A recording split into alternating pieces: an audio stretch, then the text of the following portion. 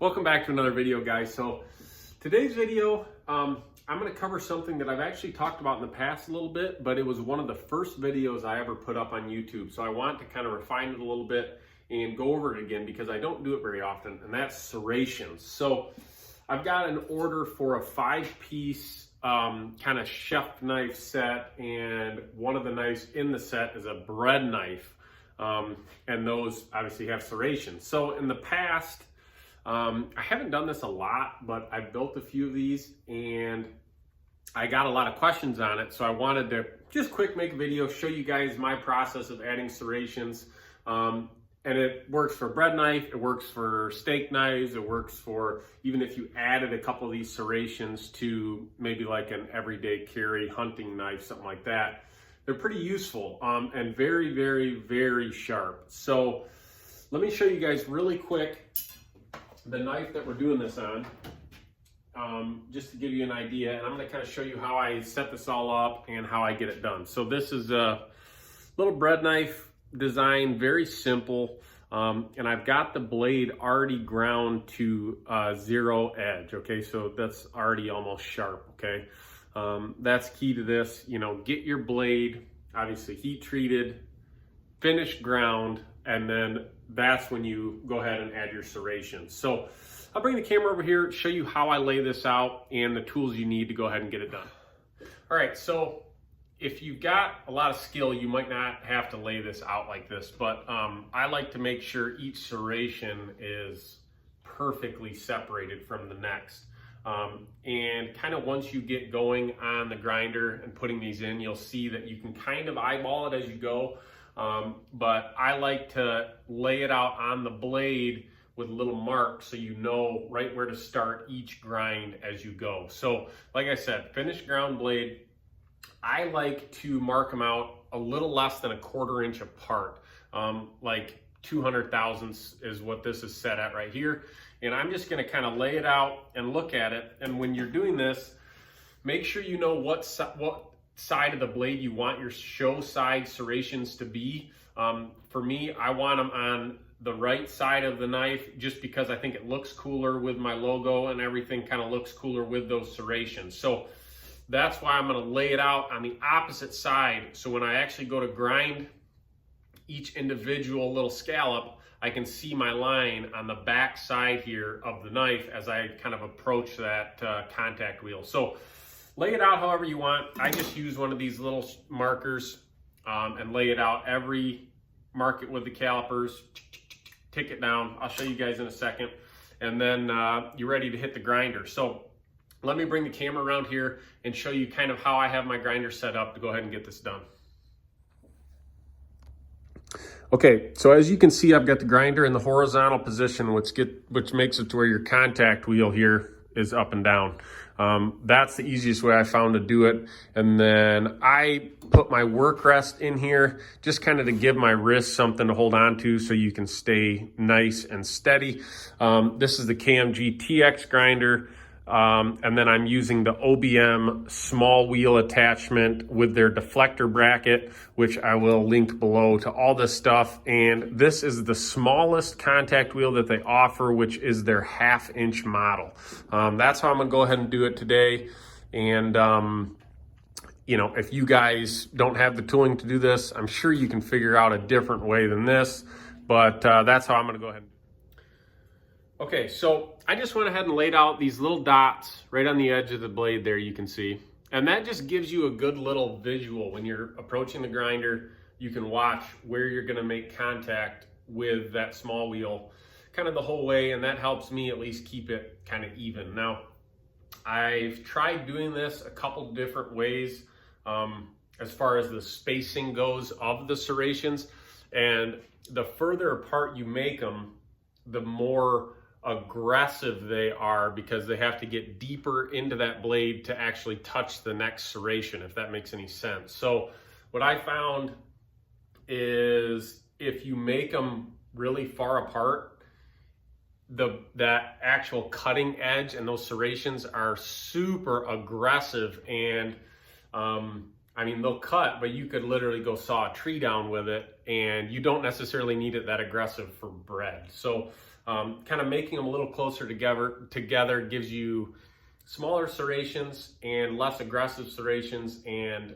a smoother cut, I guess would be at least what I've found out. So I am gonna get geared up. I've got a 120 grit Red Label abrasive ceramic belt on here. I'm gonna run this really slow because you gotta keep your heat down. You know, you're not hogging off a ton, but it still builds up heat. So run it really slow. I've got it at about 10% to 15% power. And we'll go ahead and cut these serrations in. We'll check it out, and then I'll probably go over it again, each individual serration with maybe like a 200 grit belt or something to just refine it a little bit more, is at least my game plan for right now. So I'll move the camera around, show you how I approach this, and hopefully give you guys an idea on how to get this done. Okay guys, so you can kind of see actually my setup pretty good here. Now, this is just here because, like I said, it gives you like a really good rest, okay, to make sure it's really stable. And you guys can kind of see what I'm doing. I've got my tick marks lined up on the blade right there. And all I do is I approach the grinder. The key is keeping the angle the same the whole time. So kind of get it to where you like it, and then just work your way through like this, kind of sliding way right through, tick it, and kind of check it along the way. And this way, I just go right on the dot, tick it, watch it, and kind of start with the blade a little steeper so you don't go this way too far and your scallops go down too far. Start with a little steeper, tick it, and just make sure you're keeping the same pressure against that wheel, and for the same amount of time, so everyone is even.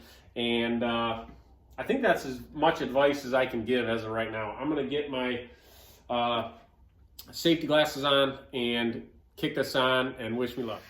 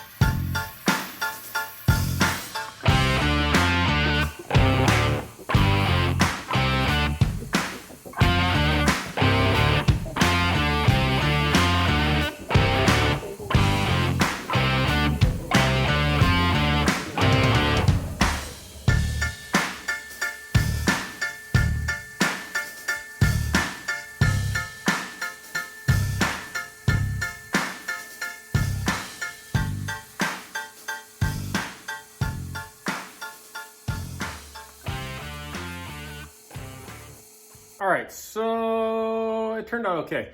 I'm gonna go ahead and let's see if I can kind of show you guys. Sorry, there's like some dust on it there from those, but they turned out pretty even. Now you can see, see all those little flakes on it there, kind of come off that edge. Once you hit it and refine it with that higher grip belt, those kind of go away. So I'm gonna go ahead and probably put on a 180, I think I have. Might have a 400 actually too. I might go 180 quick, 400, see how it looks.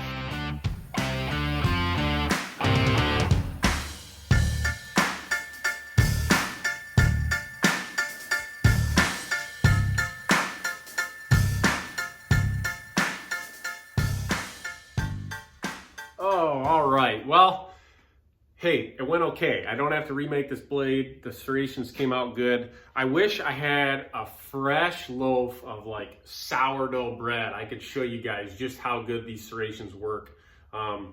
Now, I went ahead and went over every one with a 400 grit belt. And then if your blade has a hand sanded finish, what I'd recommend is go over both sides lightly with whatever you're finishing hand sanding at, and it kind of gets rid of those little burrs that are created. Now, this is a Scotch-Brite finish, so I lightly That's obviously not the show side, but you can see those little serrations.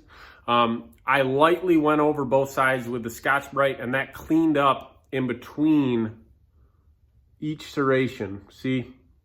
So it's nice and crispy, and hopefully you guys got an idea on how to do that. Now, when I was actually doing it, I adjusted where each one started a little bit off of my lines, because I realized my spacing was a little bit too tight for what I wanted. So that's something that you will kind of learn if you try to do this. Do it on a scrap piece or whatever before you do it. The first one I ever did was on a Damasteel one, so that wasn't the best way to start. But there you have it.